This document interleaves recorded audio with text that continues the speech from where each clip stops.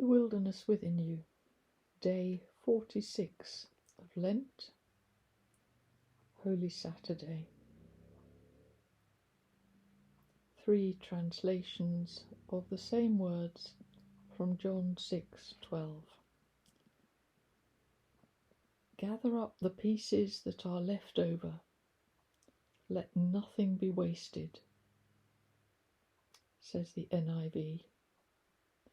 From the King James Version, gather up the fragments that remain, that nothing be lost.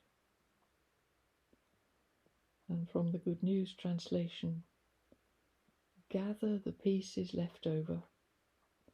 Let us not waste a bit. Anything to which the word my can be attached may be lost. My good looks, my courage, my money, my job, my home, my sanity, my life, my marriage, my integrity, my faith, my power to hold on. Anything. The carrion crow swoops down with its swift flapping wings and plucks it from the hands that held it, whether they were clutching with fearful anxiety or holding it loose with the nonchalance of something that will be mine forever. And I do mean anything. Jesus hanging on the cross. Would you not have thought that he had already given up everything? Also, facing the unexpectedness of loss. My God, why have you forsaken me? Anything to which the word my can be attached may be lost, dashed in pieces. After it, shorn and bereft, there is the time of waiting. This too is wilderness, wandering in the wasteland, 40 years in the desert, travelling with fluctuating hope, sometimes towards and sometimes away from a promised land. Nomads in tents. Or 40 days and nights keeping company with wild beasts and angels, looking hungrily at rocks and arguing with the tempter.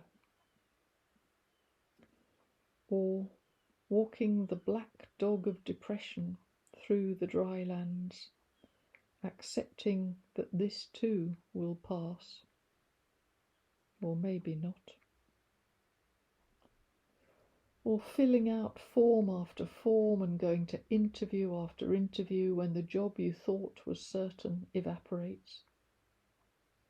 Or the time of explaining to each enquirer, actually, she left me. Or the time of waiting in a hospital bed with the needle inserted ready in the back of your hand for them to drip into your veins the chemical that must not otherwise touch your skin because it would burn you.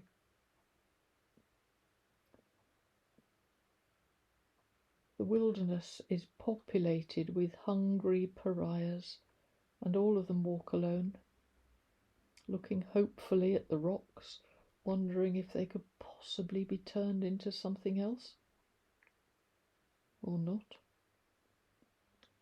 Above all else, the wilderness holds no certainties. It is a stern place. Its austerity includes no assurances. There is only the waiting and the wandering, watching for what may emerge, and resisting, if you can, the temptations to chase mirages and grasp at shadows that will be held out to you. In this case, wilderness is the steepest gorge, vanishing into darkness unplumbed.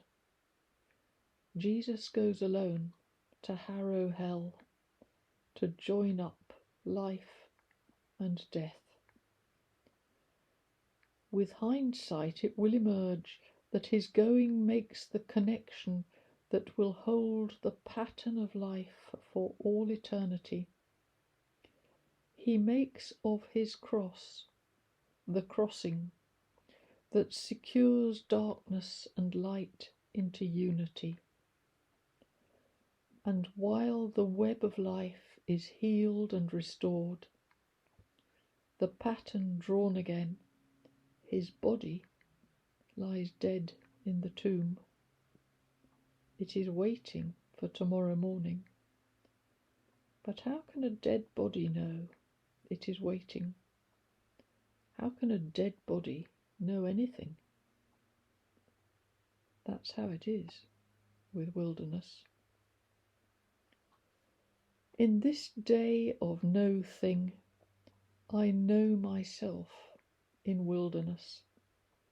Like the depths of the year the ancient Celts called no time, when the rhythms of life descended into the darkness and the farmers waited for Yule, the turning of the year, with the birth of the infant light. An intensity of loneliness possesses my soul. Neither I nor the time has purpose now. I simply am. This is the effect of wilderness. It takes away everything except the I am. For this reason, it is essential to making us whole. Watching for what will emerge from the waiting's womb, the words of Jesus return to me. Gather up all the pieces that are left, so that nothing is just lost and wasted. Out of the shreds of a torn life, the new will begin. The shards of the old will be useful for the hard core underlying the new path to be laid. Did I ever tell you? The night my youngest child was conceived, I had a vision. In a place of darkness, I saw a rose hip, still held aloft on its stem, hard, its dry sepals fringing the top.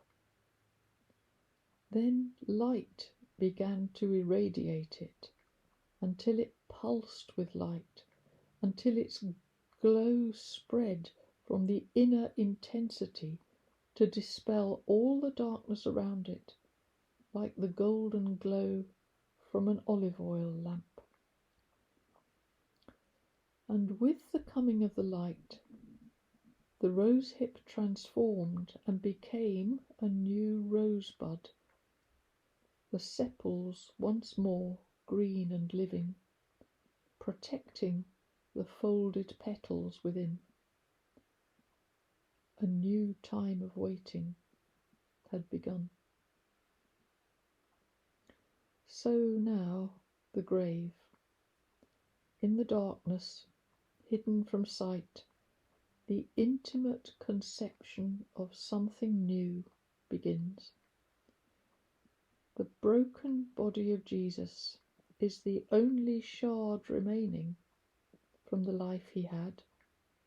All that hope, all those miracles, the wonder, the laughter, the healing. Just this broken body, dead now. God stoops down and gathers up this one broken piece left over, so that nothing of it all may be wasted, nothing be lost. Life always arrives as infant light in a hidden place of darkness. For a moment, as the word is given, Let there be light. Things retain their unity.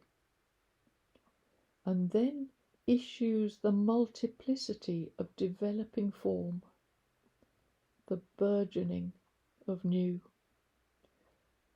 That eternal moment when the Spirit broods over the face of the waters, reveals the waiting in the wilderness as gestation.